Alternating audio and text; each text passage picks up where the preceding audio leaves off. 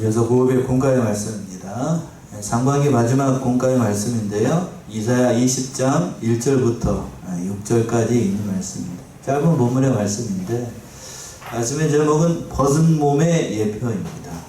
무슨 몸의 예표라고요? 벗은 몸의 예표. 벗은 몸의 예표. 이사야 선지자가 벗었어요. 뭘 벗었는가? 그걸 얘기를 하는 것인데 첫 번째는 1절에 있는 것처럼 블레셋의 아사돗이 공략당했습니다. 그 아세돗이라고 하는 도시가 있었는데 그것이 산을 아수르에 의해서 정복당하게 되는 걸.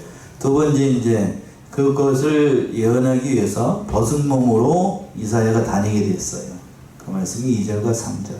마지막으로 4절과 6절 애국과 구스가 포로가 될 것을 예언한 말씀이 4절과 6절의 말씀을 하고 있습니다. 자, 첫 번째 블레셋의 아세돗이 그 정복당하게 된 것을 말씀을 한 거예요. 1절 보시면 아수르 왕 사르곤이 군대 장관을 아수르로 보내매 그가 와서 아스돗을 쳐서 취하더래. 예, 앞에 19장은 애굽의 그 심판이 임하게 돼서 멸망하게 될 것, 망하게 될 것을 예언한 말씀인데 이제 20장도 역시 이제 그 애굽이 아수르에 대해서 함락당하고 포로로 잡혀가게 될 것을 말씀을 한 거예요. 애굽이 그때 당시 그 여기 근동에 패권을 주고 있었던 아주 강한 나라였었는데 신생국이었던 아수르에 의해서 패하고 그렇게 될 것을 예언한 그런 말씀이에요. 이건 궁극적으로 애굽이 망한다라고 하는 것은 바로 이스라엘과 유다가 그리고 그 주변에 있었던 블레셋이 의지했던 나라가 아수르의 침략을 막기 위해서 의지했던 나라가 남쪽에 있는 애굽이었어요. 구스였었는데 그걸 의지하는 것이 얼마나 어리석은 일인지. 하나님의 백성이 하나님을 떠나서 세상 세력을 의지하게 되면 그 결과가 어떠한 것인지를 이렇게 보여주는 그런 본문의 말씀이라고요. 시작을 할 때 1절 시작을 할 때에 아스르 왕 사르곤이 이렇게 시작을 하고 있는데 그 당시의 세계의 권력은 바로 신흥 강국이었던 아수르 그리고 사르곤 왕이 쥐고 있었어요. 그 반대편 남쪽에 있었던 그 나라가 애굽이었고 그때 당시에 이 애굽과 그 아수르 사이에 있었던 게 본문의 이 지도에 보시게 되면 이렇게 됐었어요. 이 분홍색으로 되어 있는 게 아수르입니다. 아수르. 저기까지 이제 지도에는 저기까지 함락이 되는 걸로 예루살렘까지 저기 된 걸로 이렇게 되어 있는데 그리고 남쪽에서 보시게 되면 여기 에집트 있죠? 이게 애굽이고 그 북쪽에 있는 게 이게 아수르고 여기에 있는 세력들이 이 큰 나라 애굽과 아수르 사이에서 껴가지고 줄을 잘 서야 됐어. 이스라엘이 전에는 어디를 아시아 때는 아수르를 의지했다가 아수르한테 된통혼이 나고 난 다음에 그 다음에 히스기야 왕은 어디를 의지했냐면 바로 이 친애굽 정책을 폈어요. 그래서 결국 어떻게 됐냐면 그 애굽을 의지하는 것이 얼마나 허망한 일인지 이렇게 얘기를 하는 거라고. 블레셋도 역시 마찬가지고 아수르가 아주 흉악한 나라였거든요. 세상에서 그렇게 학자들이 얘기를 해요. 그 세상에서 혹독한 고문과 사람을 죽이는 일을 고안해낸 게 아수르다라고 할 정도로 아주 흉악한 폭군이었어요. 폭군. 바벨론도 그 뒤를 이어서 바벨론도 참 저기가 있는데 원초 여러분들 맛집 가게 되면 원조 맛집이라는 말이 있죠. 예. 말 그대로 악한 것의 원조가 아수르였어요. 원조. 그 정도로 아주 악한 왕이었습니다. 아주 악한 나라였어요. 그래서 그 사르곤이라고 하는 왕이 군대 장관을 보내가지고 이 아스돗은 블레셋이에요. 블레셋이 자랑하는 그 견고한 성이 아스돗인데 그것을 보내가지고 취하게 될 것을 얘기를 합니다. 아스돗은 그 블레셋이 자랑했던 견고한 성이고 북쪽이 가장 북단에 있었던 이 블레셋에게 있어서는 가장 중요한 곳이었는데 그곳이 아수르에 의해서 빼앗기게 되는 겁니다. 그래서 군대 장관을 아스돗에 보냈다라고 되어 있는데 역사 기록에 따르게 되면 성경 말고 다른 이제 실제 역사 기록에 따르게 되면 아수르 왕 사르곤이 이 아스돗을 점령하기 위해서 다르단이라고 하는 그 사람을 보내요. 군대 장관을 보게 됩니다. 여기는 군대장 이름이 등장하지 않고 있는데 다른 성경 기록에도 나와 있어요. 이 다르단이라고 하는 사람을 보내가지고 이스라엘을 남쪽에 있는 유다를 침략을 할 때, 사내님을 따라서 침략을 할 때에 대장군 아시죠? 왕 밑에서 그 모든 군사를 거느리고 있는 대장군이 다르단이라고 하는 사람인데 그 사람이 사내님 딸에도 같이 행군을 했었어요. 역시 지금 이 블레셋이라고 하는 나라를 칠 때, 아스돗이라고 하는 곳을 칠 때에도 역시 같이 했던 왕이 아주 유능한 장군이었어. 대장군. 아수르 편에서는 대장군이죠. 그 사람이었습니다. 열왕기하 18장 한번 가보세요. 잘 나타납니다. 열왕기하 18장 15절에서부터 17절 한번 보시면 열왕기하 18장 15절에서부터 17절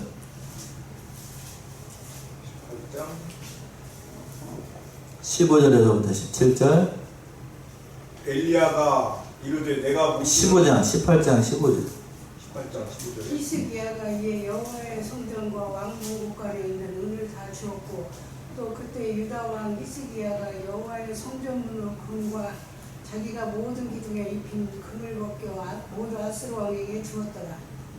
아스루 왕이 다르단과 랍사리스와 랍사게로 하여금 대군을 거느리고 라기스에서부터 예루살렘으로 가서 히스기야 왕을 치게 하며 그들이 예루살렘으로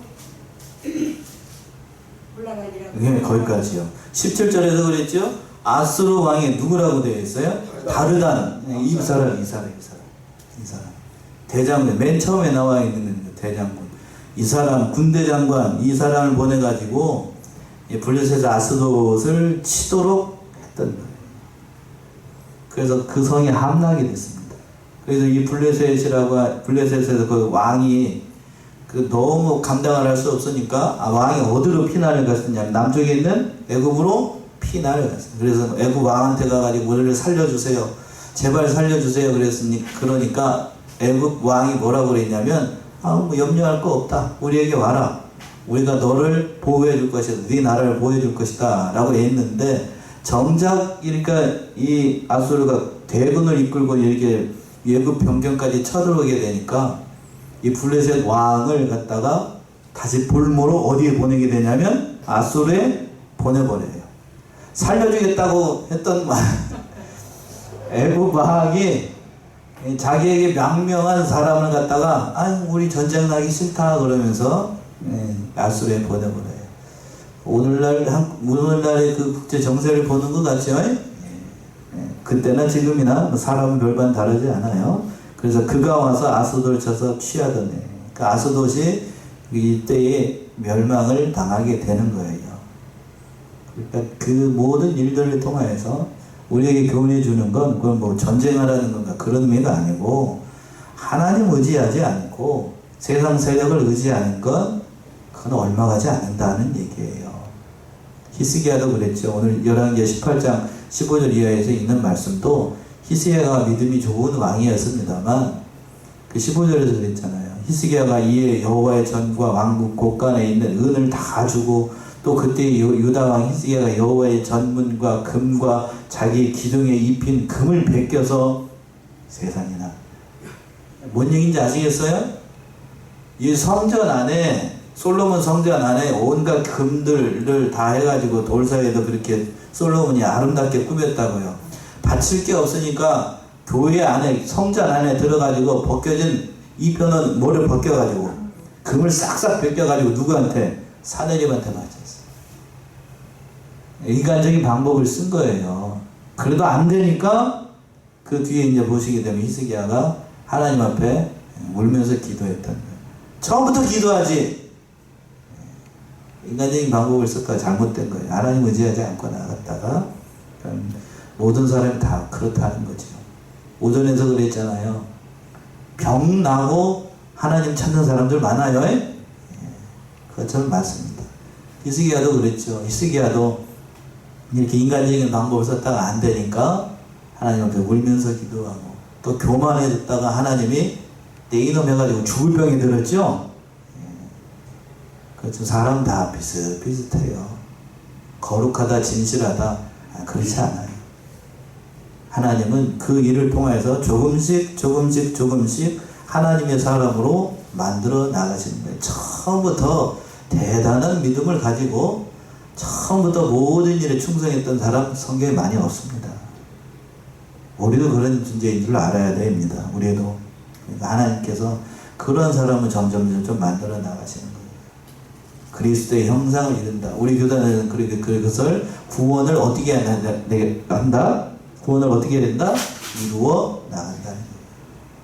그렇게 돼야 됩니다. 자, 2절부터 보시게 되면 이제 2절부터 이제 벗은 몸으로 다녔던 이사야 선지자가 등장을 하게 되는데, 이걸 보여주기 위해서 애굽이 멸망하고 구스가 멸망한다는 사실을 예표적으로 보여주기 위해서 이사야 선지자가 이렇게 다녔어요. 2절 보시면 곧 그때 여호와께서 아모스의 아들 이사야에게 일러 가라사대 갈지어다 내 허리에서 배를 끄르고 내 발에서 실을 벗을지니라 하시매 그가 그대로 하여 벗은 몸과 벗은 발로 행하니라. 예, 곧 그때에, 바로 그때라고 하는 것은 블레셋 그 야스돗이 그 사르곤 왕에 의해서 함락이 되는 그때를 얘기하는 겁니다.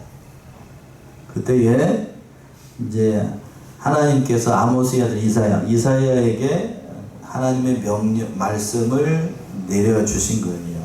근데 참 순종하기 어려운 걸 말씀을 하셨어요. 뭐라고 하셨냐면 갈지어다 내 허리에서 뭐를 끄르고 배를 끄르고, 여기서 배는 그 허리에 두르고 있었던 저기 있잖아요. 배 옷을 끌르라는 거예요. 허리띠를 풀르라는 얘기입니다. 여러분, 허리띠를 풀으면 바지가 어떻게 될 것 같습니까? 내려가면. 예? 허리띠를 끊으면 그 입었던 옷이 어떻게 되겠어요? 내려가겠지요? 그리고 또 뭐를 벗으라고 그랬어요? 내 발에서 뭘 벗어라? 신을 벗어라. 허리에서 배를 끊으라는 얘기는 이사야 선지자가 어떻게 다니라는 거냐면 벗은 몸으로 다니라는 얘기예요. 이제 제가 어제 말씀을 준비하면서 보니까 속옷만 입고 다녔을 것이다 라고 주석은 이렇게 온화하게 번역을 해놨는데, 옛날 사람들에게 지금 저희가 입고 있는 그런 팬티 같은 속옷이 있었을까? 그럴까요? 예, 뭐 있었다고 그러면 할 수 없고, 아무튼 뭐 바지를 내리고 벗은 몸으로 다녔다고 하니까 그래 그냥 100번 양보해서 속옷 입고 다녔다고 합시다. 속옷 입고 다니는 것도 이게 좋은 거예요? 아니면 나쁜 거예요? 별로죠? 별로? 예. 지금도 그렇습니다만 길거리 다니는데 속옷만 입고 다니는 사람이 있어. 지금 뭐 날이 더워가지고 아무리 저 여름이라고 해도 메리아스 바람에 사각 팬티만 입고 돌아다니는 사람이 있다라고 하면 그 사람 어디 보내야 되는 거예요? 네. 아마 바로 누가 전화해가지고 이상한 사람 돌아다녀요 그러면서 경찰 아저씨가 와가지고 옆에서 딱 끼고 이렇게 딱딱 갈 거라고요. 근데 하나님께서 대선지자 누구한테? 이사야한테 네 허리에서 배를 끄르고 다니라. 무려 몇 년을 다니라고 그랬냐면 뒤에 가서 보게 되면 몇 년? 3년을 그렇게 다니래. 이야,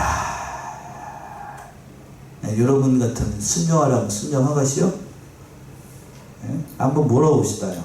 자, 여기 하나님이 갑자기 짠 하고 나타나가지고 순종하기 참 쉬운 거, 뭐 그런 거 한다고 하면 순종하기 좀 좋을 거예요. 근데 벗은 몸으로 다니라. 운임사님한테 여쭤볼까요? 벗은 몸으로 다니라. 네, 너도 나도 벗으면 자기 혼자만 벗고 다니는데 어딘가는 축제도 있대요. 네, 그러니까 정신 나간 사람들이죠. 이거 하라 그러냐고, 이거 하라 그러냐고, 이거 해야 되겠냐고, 이게. 혼자 그러면 정신병으로. 예. 얼마나 이게 부끄러운 일이냐고. 지금도 그렇습니다만 옛날에는 더 그랬어요. 전쟁에서 패한 사람들이나 벗은 몸으로 다니고 전쟁 포로나 노예나. 근데 이사야 선지자는 이스라엘의 대선지자라고요. 그런 사람한테, 하나님의 종한테 그런 얘기를 한다라고 하는 건 이 굉장히 순종하기 어려운 거예요. 그뿐만 아니라 또 뭘 벗으라고 그랬냐면 신도 벗으래. 신을 벗으라는 얘기는 종으로 모세를 부를 때에 하나님께서 호렙산에서 신을 벗으라고 그랬잖아요. 죄악을 벗으시고 또 하나님의 말씀을 순종하는 종의 자세로 섬기라는 의미입니다만 이것도 역시 순종하기가 어려워요. 그런데 그 하반절에서 보시면 그가 그대로 하여 벗은 몸과 벗은 말로 전적으로 하나님의 말씀에 순종했다는 거예요. 여기서 못하겠습니다, 안 하겠습니다, 생각해 보겠습니다, 고려해 보겠습니다, 이런 말이 있어요, 없어요? 없어요. 없어요. 비슷한 말씀입니다만 제가 얼마 전에 살펴봤던, 누가 생각이 나냐면 그 다시스로 갔던 누구요? 니느웨에 가서 말씀 전하라고 하니까 배 타고 어디로 반대편으로 갔던 누구죠? 요나. 요나는 그 말씀 듣기 싫어가지고 나 안 들을래요 그러면 배 타고 어디로 도망가 버려요? 다시 도망가 버리잖아. 근데 이사야 선지자는 하나님의 말씀 순종하기 정말 어렵다고요. 다시스 가가 저기 니느웨에 가가지고 말씀 전하라고 하는 건 벗은 몸으로 가는 게 아니고 정상적으로 가가지고 말씀 선포하는, 오히려 이스라엘보다 훨씬 더 순종하기 쉽다고요. 물론 비록 어렵겠습니다만 잘못하면 죽을 수도 있으니까. 그런데 이사야 선지자는 어떻게 하는 거예요? 빨개 듣고 다니라고 하는, 이게 제정신으로 하는, 아마 저한테도 그런 얘기, 하나님 제정신 있어요? 왜 이러세요 저한테? 이렇게 하니까 할 건데, 근데 이사야 선지자는 한 말씀, 여기 보게 되면 행간은 그런 말이 없잖아요. 다 순종인데 그대로 해야 한다. 그대로 했다. 순종이 무엇인지, 하나님 앞에 참된 말씀의 길을 따라간다라고 하는 것이 어떤 길인지를 얘기를 하는 거예요. 이 얘기를 했더니 어느 성도님이 그러더랍니다. 당연히 주의 종이니까 하나님의 명령이면 다 해야 되죠. 우리는 안 하고. 그런가요? 주의 종이니까 목사님은 하고, 벗으라면 벗고, 죽으라면 죽고, 죽는 신에게라도 해야 되고, 성도들은 어떻게 하고, 목사님이 하시니까 목사님만 하고, 나는 안 하고 옆에서 구경하고. 그런 거예요? 그런 거 아니죠? 참 이게 순종하기 어렵다고. 그런데 순종하기 어려운 걸 순종을 하고 있어요. 성경에 보게 되면, 저 오늘 이 말씀 좀 하려고요. 이 순종이라는 게 뭔지를 성경에 보면 여러 사람들이 보여줘요. 오늘 본문의 말씀에 등장하고 있는 이사야 선지자가 그렇고, 또 창세기에서 보시게 되면 비도 안 오는데 뭐 얼마는지 모르겠어. 성경 기록상으로 120년 동안 노아가 뭐를 만들었습니까? 산꼭대기에 앉아가지고 방주를 만들어. 아마 그랬을 거라고. 이 정신나간 노인네 600살 사람들이 미쳤는 것 같다고. 그랬을 거 아니냐고요. 그리고 그 밑에 있는 자녀들과 처자까지 해가지고 다 단체를 미쳤는 것다 그러면서 그랬을 건데, 그걸 순종하는 것도 참 쉬운 일이 아니었을 거고. 또 한 사람만 들을까요? 또 아브라 75세 하나님께서 그 갈대아 우르를 떠나가지고, 여기 나오고 있네요. 갈대아 우르 저 밑에 보면 있는데, 거기를 떠나가지고 그 먼 길을, 여기 나와요. 여기 밑에 우르가 어디인지 여기 있어요. 우르 여기 써있죠?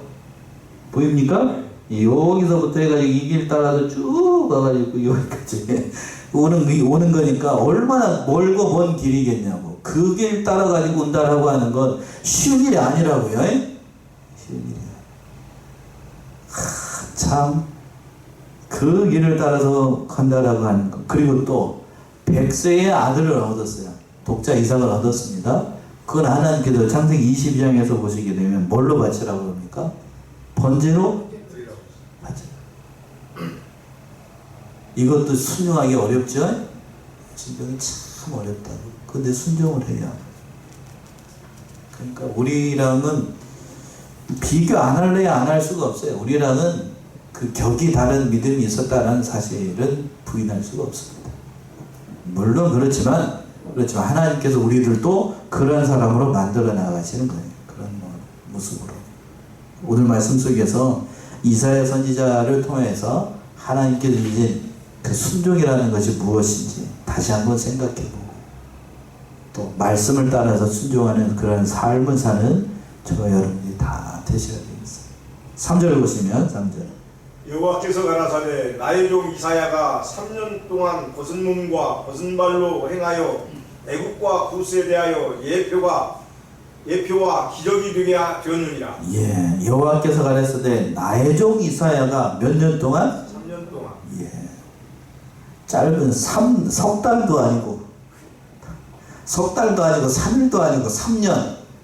야, 쉽지 않죠? 쉽지 않다고.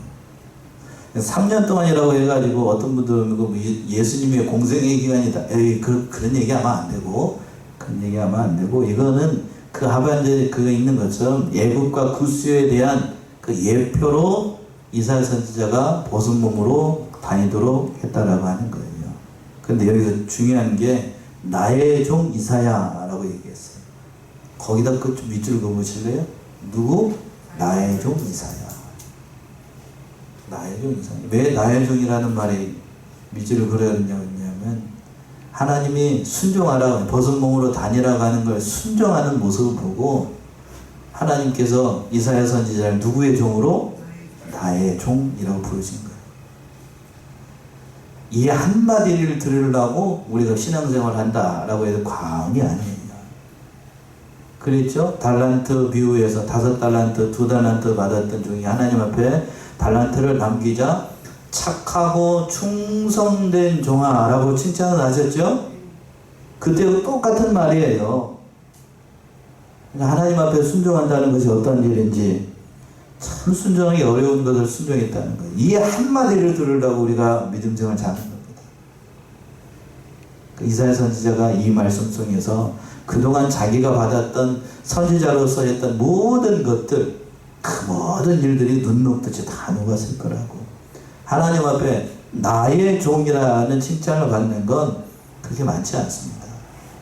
믿음의 조상 아브라함 또는 모세, 다윗 이런 사람들 또는 예수님에 대해서 얘기를 할 때에 이러한 칭호를 사용을 했어요. 지금 본문에 나와 있는 이사야도 그런 얘기를 하는 거예요. 그리고 또 3년 동안 벗은 몸으로 다녔다라고 했는데 이 3년 동안 다닌 건 참 쉽지 않은 일이었을 거라고요.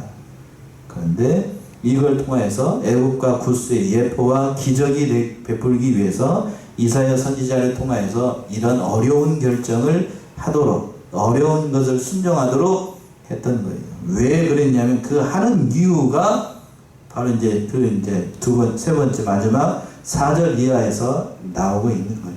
바로 이사야 선지자가 볼기를 다 드러내고 벗은 몸으로 다니고 벗은 발로 다니는 건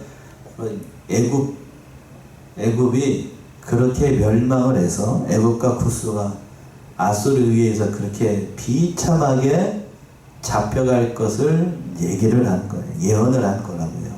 4절 말씀이죠. 4절 보시면 이와 같이 애굽의 포로와 구스에 사로잡힌 자가 아수르 왕에게 끌려갈 때에 젊은 자나 늙은 자가 다 벗은 몸, 벗은 발로 볼기까지 드러내어 애굽의 수치를 보이리니. 예, 제가 아수르를 아주 악하다라고 얘기를 하는 이유가 여기서 다 알지겠죠.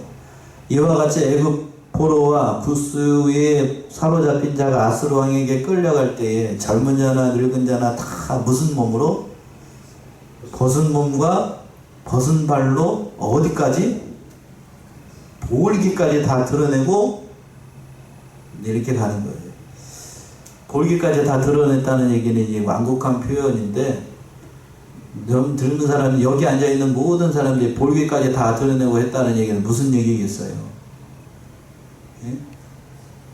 노예의 신분으로 간다는 의미도 담겨 있는 거고 그 모든 일들을 통해서 그 일들이 일어나게 된다는 얘기죠.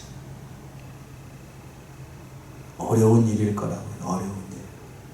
벗은 몸으로 다닌다. 근데 아수르를 제가 앞에서도 말씀드렸던 건 악하다라고 얘기를 하는 건 그거예요.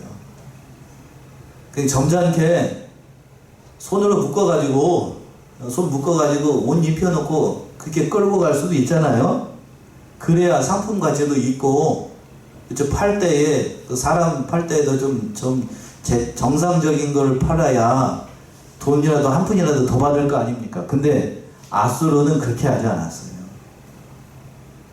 아주 그냥 짐승처럼 젊은 사람이나 늙은 사람이나 옷을 할딱 벗겨가지고 어디까지 다 벗기고 볼기까지 다 벗긴다. 이 볼기는 엉덩이만을 얘기를 하는 게 아니고 엉덩이 앞에 있는 걸 얘기를 하는 거예요. 엉덩이 앞에 뭐가 있는데? 그 쉬할 때 하는 그거 있잖아요. 거기까지 다 드러내고 그냥. 남자들 하나 여자는 할 것 없이 아래를 벗었으니 위에도 다 벗었겠죠. 그런 몸으로 그냥 빨개 벗겨가지고 그냥 얼마나 수치스럽게 했는지 알 수가 없다고. 이게 사람이 할 짓이냐고, 도대체가 사람이 할 짓. 근데 이 말씀은 비유적인 표현인데, 참으로 세상 세력을 의지하는 것, 하나님을 의지하지 않고 세상 세력을 의지하는 건 이렇게 수치를 당하게 된다. 애굽이 수치를 당했던 것처럼 믿는 자들도 이와 같은 수치를 당하게 된다는 얘기입니다. 5절 보시면 5절. 그들이 그 바라던 구스와 자랑하던 애굽을 인하여 놀라고 부끄러워할 것이라. 예, 우리 5절 합독합시다. 시작. 그들이 그 바라던 구스와 자랑하던 애굽을 인하여 놀라고 부끄러워할 것이다. 여기서 그들은 누구를 얘기하는 거냐? 바로 남쪽에는 유다, 이스라엘 백성들 얘기합니다. 이스라엘 백성들이 그렇게 의지했던 구스와 그렇게 자랑했던 애굽이 망하는 것을 보고 얼마나 놀래고 부끄러워할 것인지. 실제로 그렇게 됐습니다. 실제로 그렇게 됐습니다. 아수르가 그냥 기세를 몰아가지고 남쪽까지 터들어와가지고 그냥 이렇게 됐어요. 그러니까 하나님을 의지하지 않고 세상을 의지하는 건 헛되다는 사실을 얘기하는 거예요. 예레미야 3장을 한번 가보세요. 예레미야 3장 22절과 23절 이렇게 얘기를 했습니다. 예레미야 3장 22, 23 3장 22, 23 배역한 자들아 돌아오라. 내가 너희의 배역함을 고치리라. 보소서 우리가 주께 왔사오니 주는 우리 하나님 여호와이심이니라. 작은 산들과 큰 산 위에 떠드는 무리에게 바라는 것은 참으로 허사라. 이스라엘의 구원은 진실로 우리 하나님 여호와께 있나이다. 부끄러운 것이 예, 거기까지 23절에서 그랬죠. 작은 산들과 큰 산 위에 떠드는 무리에게 바라는 것은 참으로 허사라. 작은 산, 큰 산, 세상 세력을 얘기를 하는 거예요. 그 세력을 의지하는 건 참으로 허사라. 이스라엘의 구원은 진실로 누구에게 있다고요? 하나님께 있다. 하나님께 있다고. 하나님께 있는데 하나님 의지 않고 다른 걸 의지하는 건 우리도 역시 마찬가지입니다. 세상을 의지하지 않아야 돼요. 마지막으로 6절 보시면 6절.